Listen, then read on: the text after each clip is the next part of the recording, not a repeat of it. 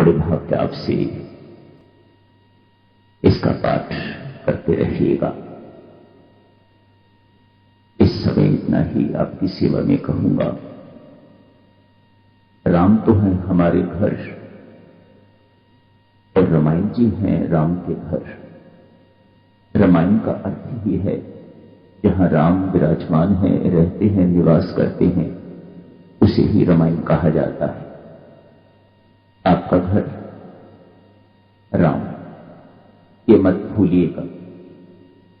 आपका घर जम्मू नहीं, दिल्ली नहीं, पठानकोट नहीं, अमृतसर नहीं।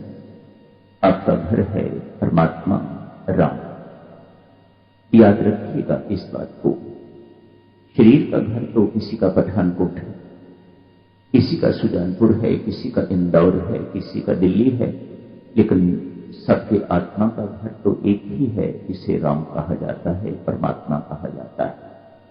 अपना वास्तविक स्वरूप जिस वक्त आपको बोध हो जाएगा हम शरीर नहीं है, न जाने कितने शरीर धारण कर चुके हैं, कितने घर, कितनी जगह हम बदल चुके हैं, लेकिन आत्मा तो एक ही है और उसका घर है परमात्मा। जब तक उस घर में नहीं पहुंच जाते, स्वामी जी महाराज ने लिखा मंदिर मान रामायण। रामायण को मंदिर मानिएगा। इसका मंदिर भगवान राम का, वहीं उनके दर्शन, अलभ्य दर्शन लाभ कीजिएगा। वहीं राम निवास करते हैं, इसी रामायण के अंदर। वही है हमारा घर परमात्मा। आत्मा का घर एक ही घर है, हम सबका एक ही घर है।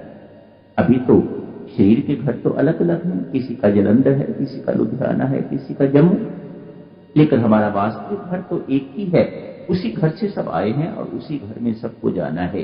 लेकिन ये होगा कब? जब आपको अपना स्वरूप का बोध हो जाएगा कि हम हैं कौन। यदि शरीर है तो घर अलग अलग है।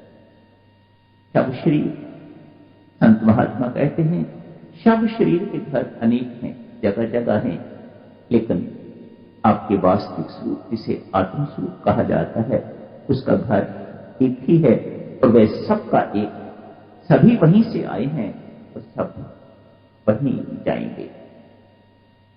रामायण, राम जी का घर है तो उन्हें सोने के लिए चौपाई चाहिए, चारपाई चाहिए उन्हें, तो संतों महात्माओं ने चौपाई के रूप में उन्हें चारपाई वहां प्रोवाइड कर दिए। पीने के लिए दूध इत्यादि भी चाहिए तो दोहा बीच में डाल दिया, दोहते रहिएगा, दूध पीते रहिएगा महाराज। शयन करने के लिए चारपाई हो गई, चौपाई हो गई, चतुष्पाद। पीने के लिए दूध भगवान को मिलता है और सुनने के लिए सोरठा संगीत सुनिएगा, ओढ़ने के लिए छंद, ये सब कुछ रामायण जी में आ गया। मानो भगवान के रहने का वहां पूरा प्रबंध संतों महात्माओं ने कर दिया। इसीलिए रामायण जी में चौपाई है, दोहा है, छंद है, सोठा है, इत्यादि इत्यादि। राम हमारा घर है, इसकी चर्चा तो करेंगे रात को। अभी इतना ही याद रखिएगा। राम जी का घर है रामायण और हमारे घर हैं राम। सबको उन्हीं के पास पहुंचना है, वहीं से आए हैं और वहीं लौट के जाना है। ये जितना भाव अपने भीतर सुदृढ़ करते रहेंगे, उतनी जल्दी अपने घर लौटने की संभावना। न जाने कितने चक्कर काट चुके हैं हम और कितने और काटने होंगे, यदि ये बात हमें स्पष्ट नहीं होती। जहां से आए थे वहीं हम सबको लौटना है, उसके बिना तो भटकना है। आज दिल्ली में, कल अमेरिका में, परसों कहीं, अगले जन्म में और कहीं, अगले जन्म में और कहीं। तब तक तो भटकना बनी रहेगी जब तक व्यक्ति अपने घर नहीं पहुंच जाता, विश्राम नहीं मिलेगा। राम को तभी तो सबका विश्राम कहा जाता है। जो सबको विश्राम देता है वह राम, जो सबको आराम देता है वह राम।